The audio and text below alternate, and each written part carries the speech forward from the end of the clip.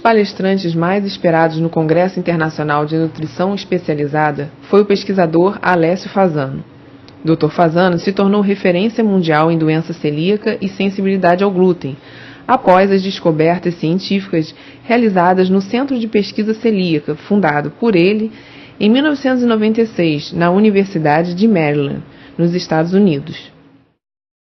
In the past 5 years or so, we realized that nutrition does much more than Em entrevista, Fasano disse que nos últimos anos a ciência chegou à conclusão de que a nutrição não só nutre o corpo, ela define o quanto você está suscetível para as doenças e muitas outras coisas além do que se achava. Já se sabia que doenças como diabetes e obesidade, por exemplo, eram causadas pela nutrição. Mas agora, segundo ele, já se sabe também que outras doenças podem ser provocadas pela nutrição, como câncer e doenças autoimunes.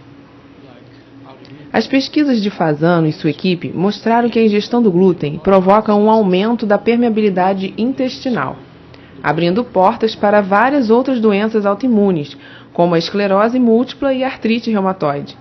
A descoberta do médico cientista deu uma nova interpretação para os mecanismos imunológicos que o glúten pode causar no organismo e rendeu a Fasano o prêmio Linus Pauling em 2013.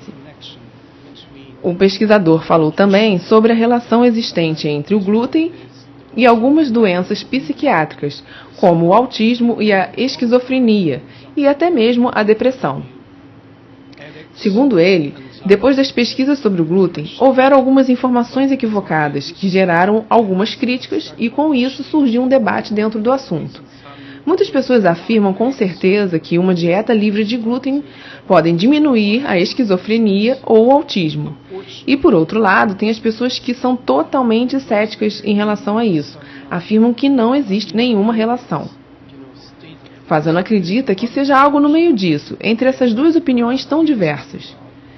Ele explica que os anticorpos são programados para interagir com aquele antígeno, no caso o glúten, e acabam causando danos ao tecido epitelial de absorção, isso em alguns casos específicos. Eles são programados para irem para o cérebro e, a partir daí, eles causam doenças psiquiátricas em algumas pessoas, ressalta o cientista. Fasano disse ainda que todos que têm autismo e esquizofrenia devem investigar a doença celíaca. A relação entre as doenças existe e está no intestino. Dr. Fasano deixou uma mensagem aos profissionais de saúde, dizendo que eles podem se sentir amparados pela ciência, que está cada vez mais ampliando os estudos e as informações sobre o assunto, e que é preciso entender que existe realmente uma relação direta entre o intestino e o cérebro e vice-versa. O cientista concluiu dizendo que o mundo não é só preto e branco, existem tons de cinza no meio e que os médicos precisam procurar se situar.